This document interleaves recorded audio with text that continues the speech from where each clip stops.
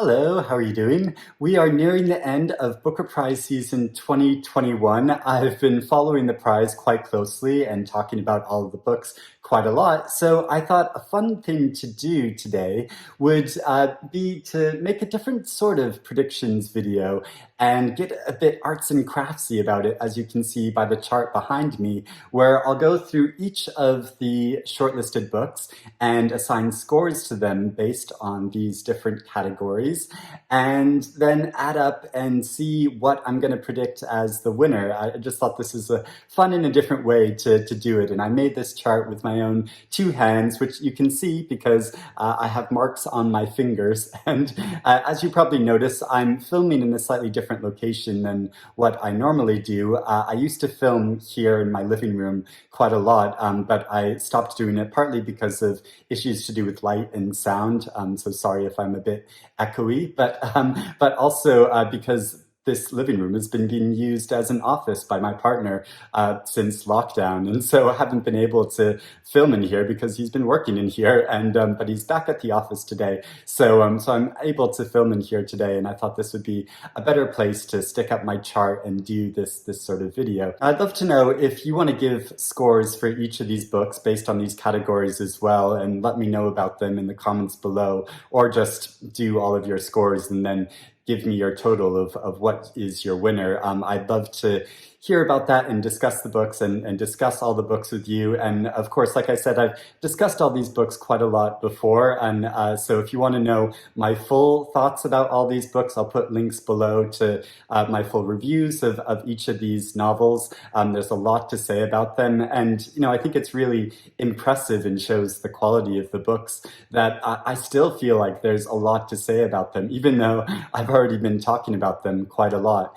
And I also have to say that I shamelessly stole these sort of categories and prizes from another booktuber, Peg, who used to call herself Peg the Book Prize Addict, and now calls her channel Peg's Knitting and Book Prizes, because as well as being a lovely person, wonderful reader, a really passionate reader, she's also a great knitter. And so I'll put a link to her channel below. She's really wonderful, and I really suggest following her. She posts, doesn't post quite as much as she used to, but I always love it when a video of hers comes up. And so yeah, I hope she doesn't mind that I'm stealing these categories from her. But yeah, I just thought it'd be a fun and different way to talk about each of the books. Now, before I get into all the books, I have another issue I want to talk about, and this is something that this is somewhat of a rant for me, and I'm sorry, but I feel like I need to say something about this because I read this article on The Guardian recently. It was published, I think, a month or so ago, about the history of the prize and controversy surrounding the prize. And it's a really long and interesting article. I'll put a link to it below as well if you want to read it, because it is quite interesting. But there was something that I read towards the end of the article. It comes several paragraphs before the end, and that really upset me and really made me angry and made me really question the prize and the values of the prize and how it's judged and all of that. So it was discussing last year's book prize in 2020, and some of the person that wrote the article, I guess, spoke to a number of the judges, and the judges, multiple of the judges, said that they had issues with some of the material and the content of the books, and specifically talking about Adam Mars Jones' novel Box Hill, and about the explicitly gay content of this book. And then it says, one judge wryly described their eventual winner of Shuggie Bain as, by contrast, gay, but not too gay.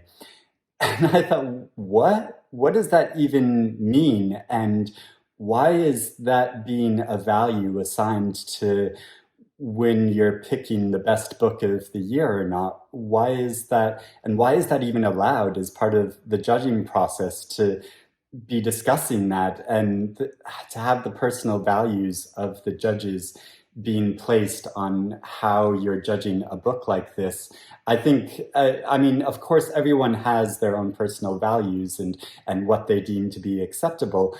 But then, yeah, to extend that into your judging process, and then for the book prize to allow that to be part of the judging process, I think goes to show or makes me feel that the Booker Prize is an elitist and old-fashioned institution.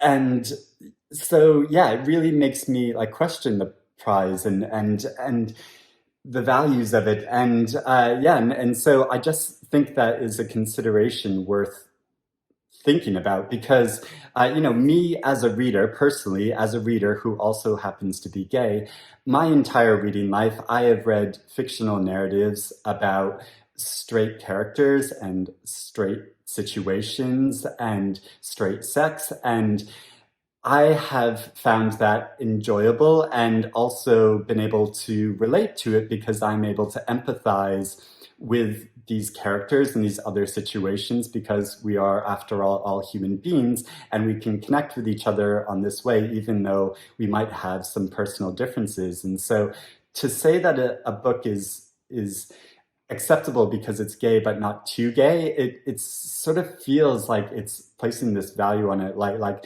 oh, I accept gay people, but I don't want to read about too much of the technical details about what happens, and so because that is so much a part of other novels and fiction that involves heterosexual characters, it feels really wrong for me that this is an issue that is being considered by some of the judges. And I know some people will say that, well, I don't like to read about really explicit heterosexual sex in fiction as well.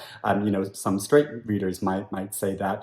But I've been reading D.H. Lawrence recently and about the trials around Lady Chatterley's lover. And it's like, what year is this? It's like 2021. And I think it shows that the prize is doing a real disservice to their readers or their expectations about what they think readers want to read. And so, yeah, this is, I think, a real issue that needs to be considered and addressed going forward. Now, you may ask, well, if you have these issues with the prize, why are you still following it? But I would say, well, really, it's about the books. And as I always say when I make book prize videos, it's really about the books and the opportunity to have more discussions about them, more in-depth discussions about the books that I really enjoy. And of course, I've found many great books through the listing on the Booker Prize and other book prizes. And of course, Shuggie Bain is a really great novel. But yeah, the way that Douglas Stuart happened to write it, the story he wanted to tell sort of only involves the central character's gay storyline sort of parenthetically to the story of his mother, and I don't fault the author for that. But I'd really be interested to know what Douglas Stuart thinks of his novel being characterized as gay but not too gay, and that being one of the reasons that he won the award. And it makes me anxious and worried about, like, well, a novel that includes content that is deemed too gay, could that ever actually win the award? And I was thinking back on some of the past winners that have included gay content, but haven't been so much, that hasn't been the total story of the novel or hasn't sort of dominated the narrative. So you think of authors like Alan Hollinghurst or Marlon James or Bernardine Evaristo or Iris Murdoch, and think that, well, yeah, these are novels that you could also classify as gay, but not too gay. And yeah, one of my favorite novels of last year was Rainbow Milk by Paul Mendez. And this was a novel that I was advocating and hoping to see on last year's Booker Prize list, but it wasn't included. And I think now maybe one of the reasons for that was because of the content of this novel. It would be deemed to be too gay. And I think that's a real shame because I think this is a brilliant novel and I wish it had got some prize attention because it feels like, it got a lot of positive reviews and responses from readers like me, but didn't, get that kind of recognition. And so sort of slightly fell out of view. And so, yeah, I just want to highlight that as a big issue and something I wanted to say. And sorry, I had to go off on that rant. But yeah, I felt like it needed to be said. And if I'm following a book prize, then I want to say that. So yeah, I'm going to get to the books now and talk about that because that's what I really want to discuss and go through with my marker pen to assign a score to each of these books in these different categories and then arrive at what I think might be the winner. And and I think these are all really fascinating and interesting books to discuss in different ways, and then I'll assign one book a big star as my predicted winner. So the different categories, there's 5 different categories, and I'll give up to 5 points for each category. So each book could get a score of 25. That's the highest it could achieve. And the different categories are plot structure. I don't know how you're able to read the chart behind me. It's hard to get the camera close enough to show it. But so there's plot structure, there's characterization, there is setting and atmosphere of place, there is writing quality, and then there is my enjoyment of reading it, which is, of course, a subjective experience. Everyone's going to have a different overall feeling about a book when they leave it. And I think that is a valid category, despite everything that I was just talking about. But yeah, as like a token of consideration. So yeah, I haven't thought about what points I'm gonna, so this is all very much off the cuff, but I'll go through each category individually and assign a score to each book and then go through to pick the winner. So first off, talking about Bewilderment and its plot structure. And it's interesting thinking about the plot structure of this book because so in terms of like timeline, it follows roughly a single year in the life of a father and son. And the plot develops in quite an exciting way. And because it starts as a fairly low-key story about just the relationship between the father and son, but then it amplifies into being much more about larger issues to do with the environment and politics and to do with psychology and outer space and much bigger issues. And I've heard some people criticize the novel for when it moves on in sort of the second half of the book into those bigger issues. And but I found that really effective and really exciting and really engaging how it did discuss those bigger issues. So I would probably assign a score of 4 for this. There we go, 4. Next up, The Fortune Men, and the plot of this following the story of a man named Mahmoud who's living in Wales in the 1950s and how he's unfairly accused of a murder and put on trial for that and convicted for that. And we know that sort of at the very beginning because this is based on a real life historical figure. And and so it follows that story quite dramatically and the plot of that. And I've said before about how even though you know how it's going to turn out, it's quite thrilling and terrifying following the journey of that because you see how much his personality and his sense of hope is squashed over this time of being accused like this and the persistent racism that he experiences. I found that really powerful and moving. And so I would also assign this book a score of 4. Great Circle by Maggie Shipstead. And this novel has quite a big, massive, epic plot. It follows a long period of time and 2 storylines. There is a lot going on. There are some sub-stories that happen in addition to this. And so like the overall main narrative and plot of this, I think, is really strong. And I do wish some of the subplots had been developed more, or I sort of wanted to know more about them, even though I know this would have made it a much longer novel than it already was. But yeah, I did have a slight issue with that, and I think that's probably a slight issue of trying to cover such a long period of time. But yeah, I would also assign this novel a score of 4. I'd hope I'm not just going to give 4 to all of these books. There might be a flaw in this system. No One Is Talking About This by Patricia Lockwood. And this is interesting because, the plot of it is probably not your conventional sort of plot. It's a book very much made up of two halves, and that is sort of the plot of sort of before times when the central character is just sort of traveling around the world and talking about the internet and making these sort of wry little funny comments about the internet, and then getting into the second section to do with their family and very serious and grave issues that they face. And but it just didn't, grip me as a sort of the story and the plot in that way. So I would assign this only a score of 2.5. Am I allowed to give half marks? But yeah, I will. 2.5. Passage North by Anuk Arudpragasam. And this is going to be tricky to try to evaluate the plot in comparison to the other ones, because like I said from the very beginning when I read this novel right before the long listing was announced, this novel really isn't all that heavy on plot. There's a young man who travels from his family home to the north of Sri Lanka to attend a funeral of his grandmother's former carer, and that's the plot of the story. That's all that happens. Most of it's made up of his musings and meditations, and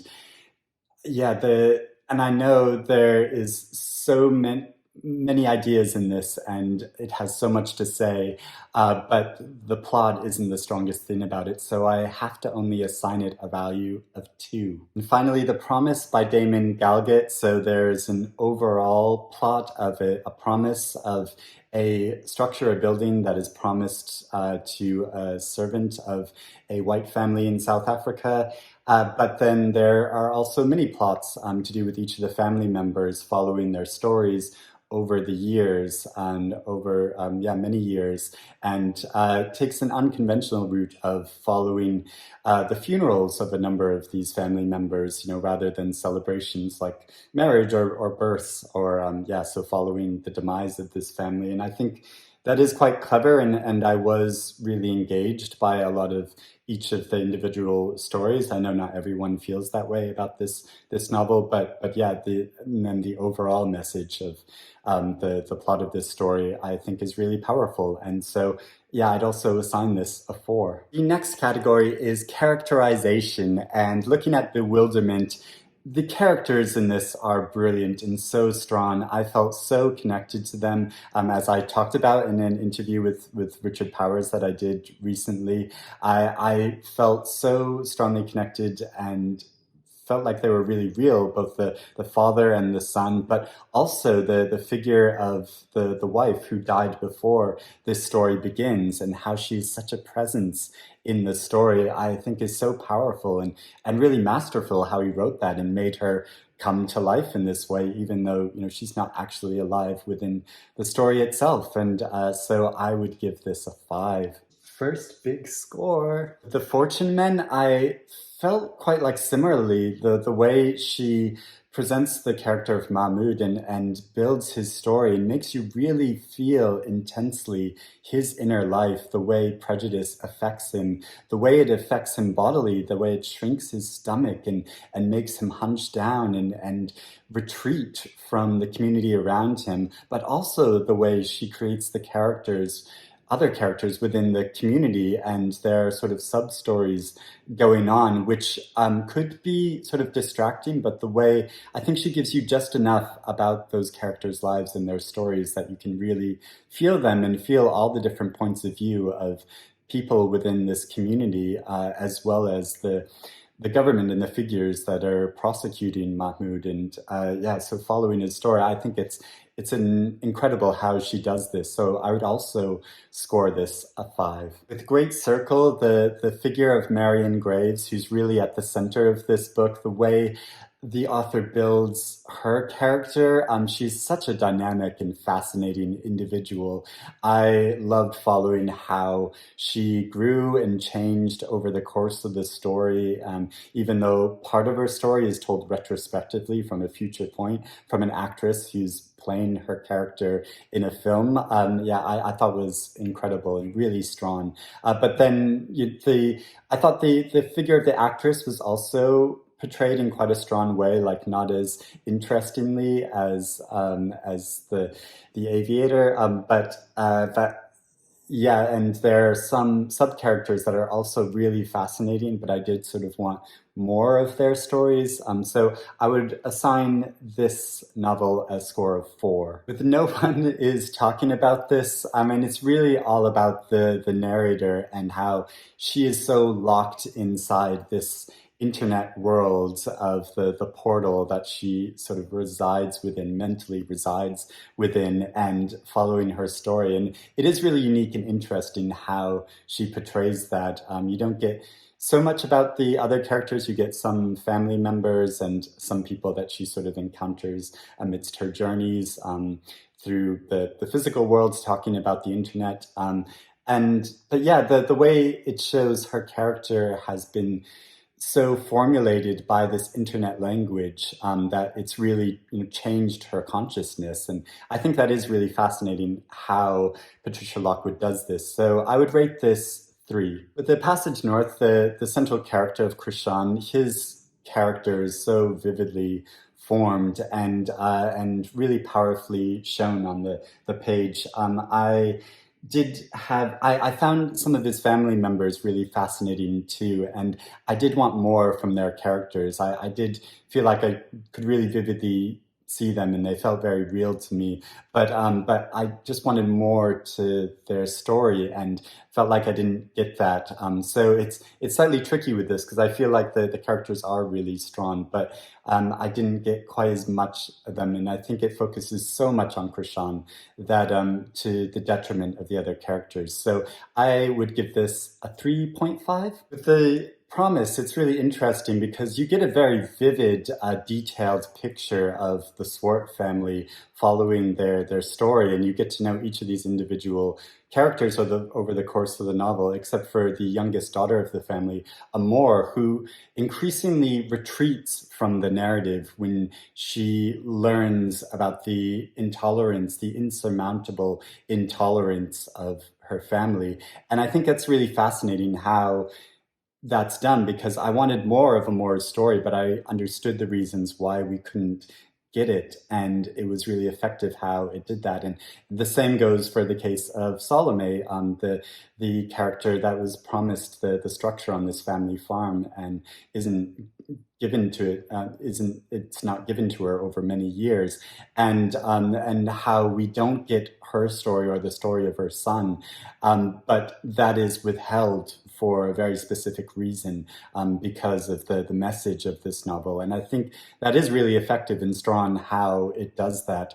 I have heard from some people that they didn't find all of the characters engaging, and so when it got to some of their sections that it sort of fell a bit flat for them. I didn't find that so much, but yeah, I did have there were some parts of it that I felt like, well, and some frustrations I had where I felt like, well, I don't need all this much detail about them, or yeah, it felt like a bit excessive. So yeah, I would give this novel a 4. Next is the category of setting and atmosphere of place, and for Bewilderment, I have to give this a 5. I have to say that because the way he evokes the environment and the natural world in this, I think, is so powerful. I honestly, when I finished reading this novel, I just wanted to go outside and experience nature myself. And I know that sounds very la-di-da and like walking in nature, but it really made me feel that, and it evoked so much nostalgia and memories because I grew up in a very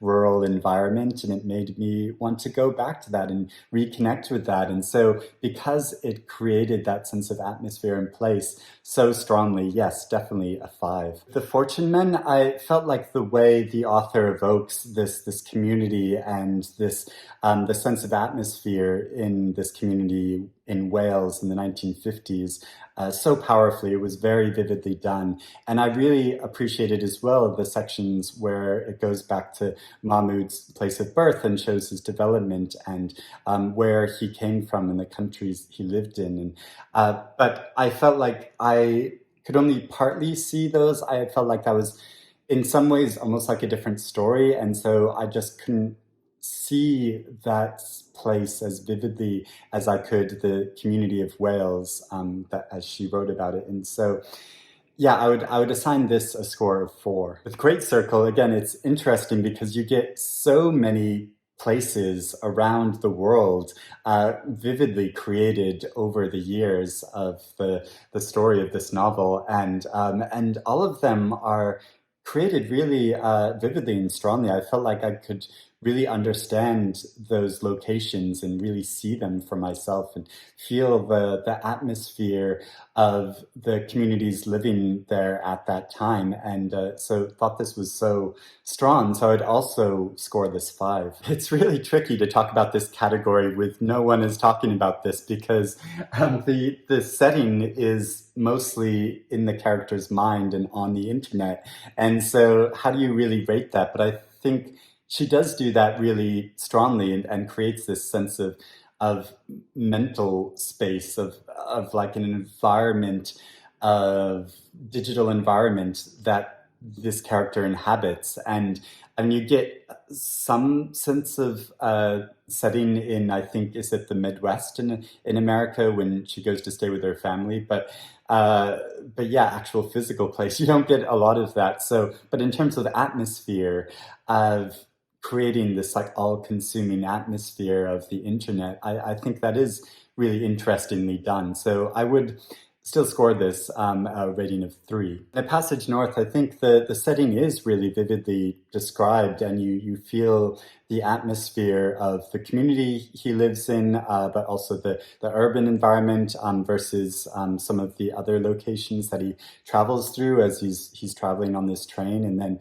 going to the war-torn North, and feeling the real trauma of the country and having gone through a war so recently and experienced massive losses amongst a population, and how that's affected the overall atmosphere of the place, I think is really vividly and powerfully described. So I would give this a 4. With The Promise, this the sense of place in South Africa, this setting on a farm, I think is really vividly described, but also the community and how the community changes as the politics of the country change over time, and the sense of atmosphere this creates amongst the people, and is really powerful and really strongly conveyed in this narrative. So I would also give this a 4. Next category is writing quality, and thinking about Bewilderment on a line-by-line level, I think Richard Powers' prose are so beautiful, and I know that sounds like a really general thing to say, like, oh, it has beautiful prose, but it really is, like, each sentence I think is so well formed. The way he writes his dialogue to be so impactful is really incredible, and so I think the writing quality of this is just stellar, and I would give it a 5. The Fortune Men, I would say the writing is really effective and quite strong, and so when it gets real deep into the feelings and the sensations of the characters, that is really powerfully conveyed. But overall, the overall narrative, and especially when it gets to the court part of the story, I felt like the writing sort of fell a bit flat for me, and I just wasn't as emotionally involved. And so I would only score this 3.5. And with Great Circle, even though it is such a long novel, I feel like so many lines are really essential in this book, and she makes every line count, and that's quite an achievement to make for such a long novel, and really incredible. So I would score this 4.5. With No One Is Talking About This, I've been going back through and skimming some parts of this and reading certain pages and passages. I haven't gone back and reread the whole thing like I said I possibly might, but I have reread certain sections, and it is really powerful writing. There are many lines that give you so much to think about in a really interesting way. Even though she may be writing about seemingly trivial things like memes or balls or cats' anuses, it's really powerfully conveyed and says a lot. And so I would score this 4. For The Passage North, I think the writing style is excellent. His sentences are so packed with meaning, and also really beautifully formed. The prose just sort of flow along, and I was just carried along within this character's mindset and consciousness and trains of thought that he goes on, and some really powerful ideas packed into these lines, and lots of lines that I copied out, and I always think that's a good sign. So I will score this 4. In The Promise, I think the language that Damon Galgut chooses is so carefully done and delivers a really big impact. The way he moves between consciousness of the characters and in and out of perspectives is really smoothly done in a surprising and disarming way. And so I think it's just stellar what he does in this, and so I would give it a 5. And then finally, there's the last category of just my overall enjoyment of the book, which of course is totally subjective, and I sort of take to mean, what lasting effect does this book have on me, after I've read it, after weeks or months or even years, although I don't have that distance quite yet with any of these books since they're so new. But yeah, my overall impression of what lasting effect will it have, and how much did I just enjoy the overall experience of it. And so, starting off with Bewilderment, as I've already said, I was so affected by this book, and I think it's really going to stay with me, and I'll give it a score of 5. The Fortune Men, I enjoyed this story a lot more than I expected. I mean, maybe enjoy isn't quite the right word, but I felt really affected by it. And because sort of going into it, I thought like, well, we know what the story is, like, what more is there to say? But actually there's a lot more to say in this novel. And I think it's really powerful and incredible what she did. It has made an effect on me. Like I said, the later part of the novel with the court scenes, I didn't enjoy that as much as the rest of the novel. So I would score this 4.5. With Great Circle, this is a story I just completely fell into and fell in love with, and felt changed by following these many different characters over this long period of time. It really got to me, and so I'd also score this 5. With No One Is Talking About This, as I've said before, I mostly enjoyed the first section, but the second section not so much, so I would only score this 2. The Passage North, I did really enjoy this, despite the text being so dense and meditative. But I do really enjoy that style of writing and getting, into really deep thoughts. So I will score this 3.5. And finally, with The Promise, I did get so locked into this story and felt really moved and changed by it, and was really gripped by it. And so I did really enjoy it on that level, and I would also score this 5. So those are all of the scores of all of the books, and I'm going to go tot up all of the scores now to get the totals. Math isn't my strong suit, but I'll see what I can do.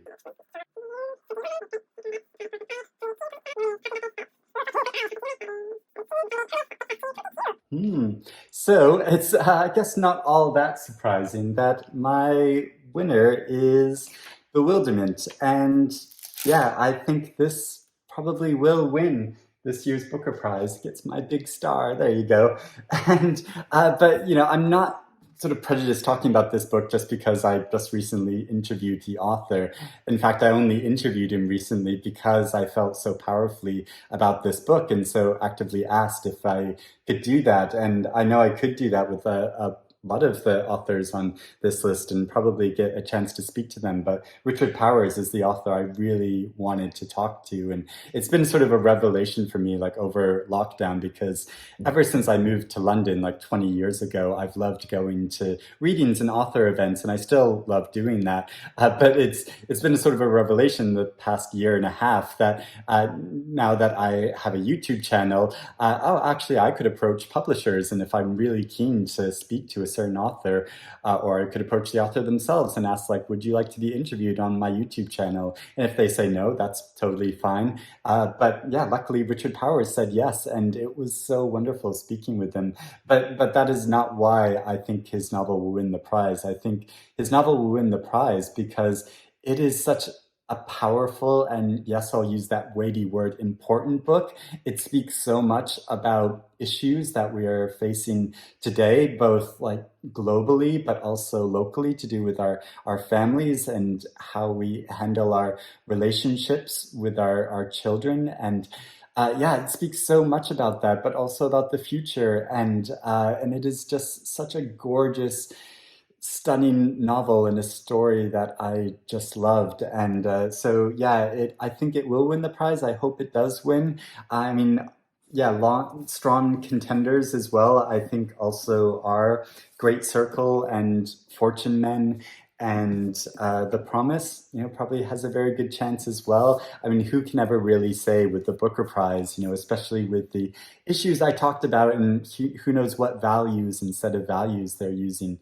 to evaluate books, and what ones they think are going to be so-called palatable for the reading public. Yeah, that's a big issue. So like I said, yeah, let me know if you have any thoughts about who you think is going to win this year's Booker Prize. I would love to hear them, whether you just want to go on your instincts or if you want to go through geeky, nerdy categorization and set out scores for each of them.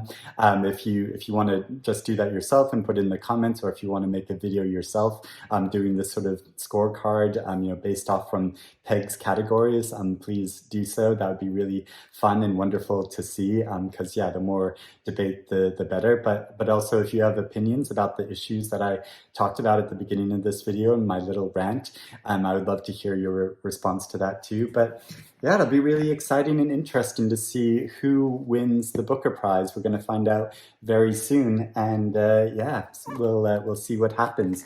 So thank you for watching me. This turned out to be quite a long video, but yeah, it's quite a fun and nerdy, different way of talking about the books and what I think might win this year's prize.